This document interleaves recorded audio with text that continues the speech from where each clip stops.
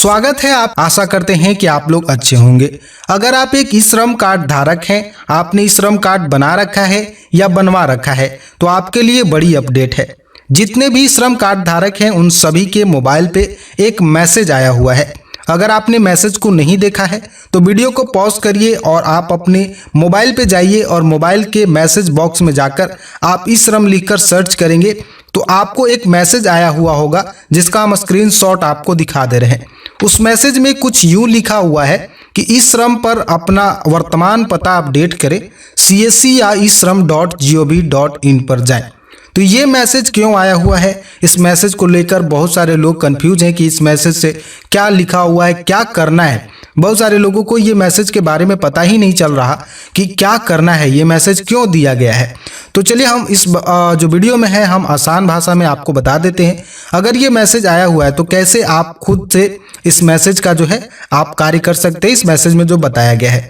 तो क्या करना होगा, इसके लिए आपको वीडियो अंत तक देखनी है। वीडियो बिल्कुल भी स्किप नहीं करनी है। आप घर बैठे ही आसानी से इस मैसेज को रिसॉल्व कर सकते हैं जो मैसेज में आपको कहा गया है। चलिए हम आपको यहाँ आए हुए हैं जिस पे लिखा हुआ है कि CSC या eShram.gov.in पर जाएं। तो आपको किसी भी CSC सेंटर का सहारा नहीं लेना पड़ेगा, आप खुद से भी ऐसे कर सकते हैं। और अगर नहीं आता है, आप खुद से नहीं कर पाते हैं, तब आपको हम बता देंगे कि कैसे आपको CSC सेंटर का लोकेशन पता करना है। चलिए आप जैसे ही ऑफिशियल वेबसाइट पे आएंगे https eShram.gov.in, ये जो है ऑफिशियल वेबसाइट है। चलिए हम बता देते हैं कि ये मैसेज क्यों आए हुए हैं, इस मैसेज का क्या मतलब है। बहुत सारे ऐसे लोग हैं जिनका ई श्रम कार्ड उन्होंने बनाया है और बहुत सारे लोगों ने अपने आधार कार्ड में पता अपडेट करवाया है। तो इस कारण से क्या है कि आपको इस वाले ई श्रम कार्ड में अपना पता अपडेट करना है। और दूसरा क्या है कि ये जो कार्ड है एक डेटाबेस है, एक डेटाबेस के अनुसार इसका एक नंबर आपको दिया गया है, एक यूनिवर्सल अकाउंट नंबर आपको प्रोवाइड किया गया है। अनऑर्गेनाइज वर्कर को यानी असंगठित क्षेत्र में काम कर रहे आप मजदूर हैं, रेहड़ी लगाने वाले, ठेले कंपनी में कार्य करने वाले जिनका PF नहीं कटता है, इस तरीके के आप मजदूर हैं, अनऑर्गेनाइज सेक्टर में आप कार्य करते हैं, तब जाकर आप इस कार्ड को बनाया है। तो ऐसे में क्या है कि आपका अस्थाई पता छोड़कर आप जिस पते पे रहते हैं उस पते को छोड़कर आप दूसरे पते पर वर्क करते हैं यानी मजदूरी करते हैं, तो आपको अपना पता अपडेट करना जरूरी है, नहीं तो आपको लाभ से वंचित रहना पड़ सकता है। क्योंकि इसमें इंश्योरेंस की बात है तो इसमें आपका पता अपडेट होना जरूरी है। आपकी ये भी पता रहती है, देखिए ये गवर्नमेंट इसलिए डेटाबेस रख रही है कि मान लिया जाए किसी क्षेत्र में, पर्टिकुलर क्षेत्र में कितने वर्कर हैं जो कहीं दूसरे जगह से आकर यहाँ पे कार्य कर रहे हैं, इसका भी आकलन होता रहे। इस डेटाबेस का बहुत सारा उपयोग है, इसलिए गवर्नमेंट जो है इस प्रकार की बल्क मैसेज आपके पास आ रही है। तो आपको क्या करना है, आप आसानी से इसको कर पाएंगे। जैसे ही आप eShram.gov.in पर आएंगे, वीडियो के डिस्क्रिप्शन में लिंक है या डायरेक्ट आप URL में टाइप कर सकते हैं। मोबाइल में भी सेम प्रक्रिया है, कोई भी आपको दूसरी प्रक्रिया नहीं अपनानी है। आप जैसे ही आएंगे आपको यहाँ पर रजिस्टर ऑन ई श्रम दिखाई देगा, इस पे आप क्लिक करेंगे। जैसे ही आप क्लिक करेंगे आपको LRD रजिस्टर्ड वाले सेक्शन में दो ऑप्शन दिखाई देंगे, update profile, update download event card. ठीक है, इसमें आपको आना है, देख लीजिए ध्यान से। और इसमें दोनों ऑप्शन में आपको हम बता देते हैं कि कौन सा ऑप्शन आपके लिए बेहतर होगा। अपडेट प्रोफाइल वाले सेक्शन में जाएंगे तो आपका जो भी रजिस्टर्ड है ई श्रम कार्ड में मोबाइल नंबर, उसको सबसे पहले डालना है और कैप्चा डालकर सेंड OTP पे क्लिक करना है। देखिए यहाँ वाले ऑप्शन से आपको अगर आपका इवेंट नंबर नहीं मालूम है, यानी आपका जो श्रम कार्ड का नंबर है वो आपको नहीं मालूम है, तो आपको क्या करना है कि यहाँ से आप जा सकते हैं।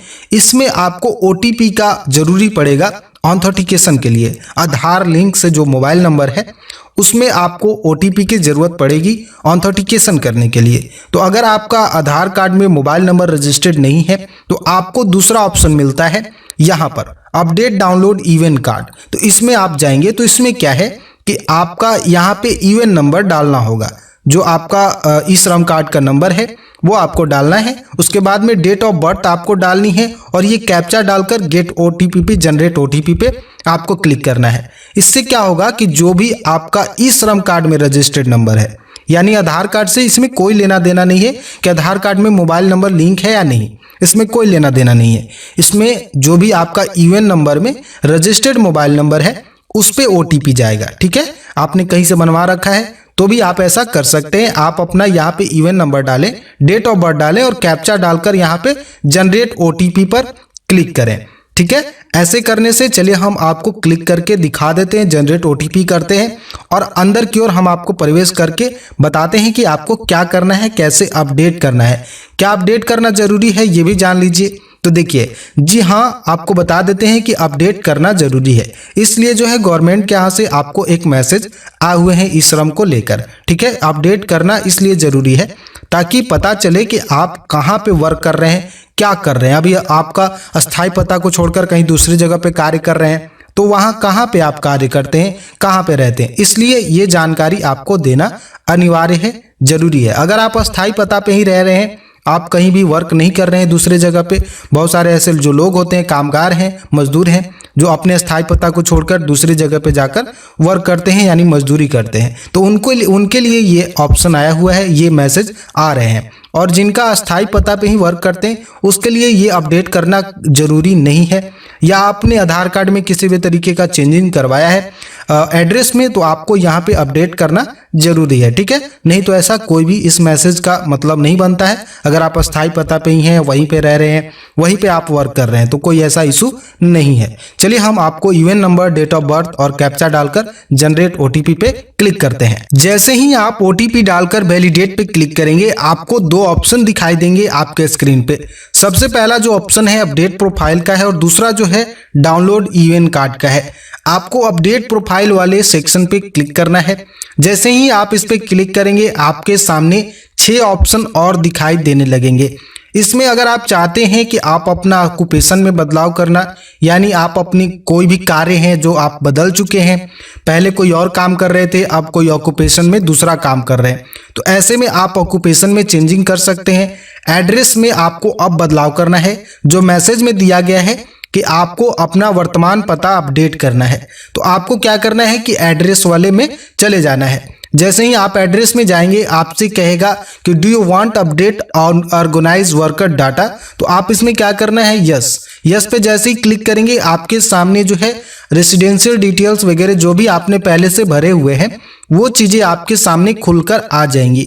जैसे ही आप इसमें आएंगे, आपको कहेगा कि रेसिडेंशियल डिटेल्स, इसमें होम या नेटिव स्टेट इसमें आपसे पूछेगा, तो जो भी आपका स्थायी पता है उसके अनुसार इसमें आपको सिलेक्ट रखना है आप होम नेटिव स्टेट में। ठीक है, उसके बाद में आपसे कह रहा है कि होम नेटिव डिस्ट्रिक्ट, आपको बताना है कि आपका जिला कौन सा है। जो रेसिडेंशियल है, जो आपका स्थायी पता है, वो आप चूज कर लें इसमें से। जैसे ही आप इसमें से चूज कर लेंगे, आपका यहाँ पे आ जाएगा और उसके बाद में आपको करेंट एड्रेस कह रहा है, यानी आपका वर्तमान पता, आप जहाँ पे रह रहे हैं। मान लिया जाए आप कहीं के स्थायी पता है आपका, उस पते को छोड़कर दूसरे पते पर वहाँ पे आप काम करने के लिए गए हुए हैं, तो उस पते को यहाँ पे आपको अपडेट करना है। यही जो है मैसेज में आपको बताया गया है। बहुत सारे लोगों को ये मन में है कि क्या ये मैसेज आया हुआ है तो हमको पैसे भी आएंगे, ये होंगे वो होंगे, ऐसा कुछ भी नहीं है। देखिए, हर एक अभी स्टेट की अलग अलग गाइडलाइंस है। जैसे उत्तर प्रदेश में अभी पैसे डाले गए हैं, लेकिन अभी वो पैसे नहीं आ रहे हैं क्योंकि इलेक्शन चल रहे हैं। ठीक है, तो इस कारण से जो है यहाँ पे अभी 5 राज्यों में इलेक्शन है, इस कारण से 31 के बाद ही जो पैसे आएंगे वो आएंगे। लेकिन अभी उत्तर प्रदेश को ही ये सुविधा मिली हुई है, ये पैसे आ रहे हैं। ठीक है, अभी अन्य राज्य में इस पैसे का कोई जिक्र नहीं है, इसलिए ये भ्रम मत रखिए कि हम अपडेट कर देंगे तो हमें पैसे मिलने लगेंगे।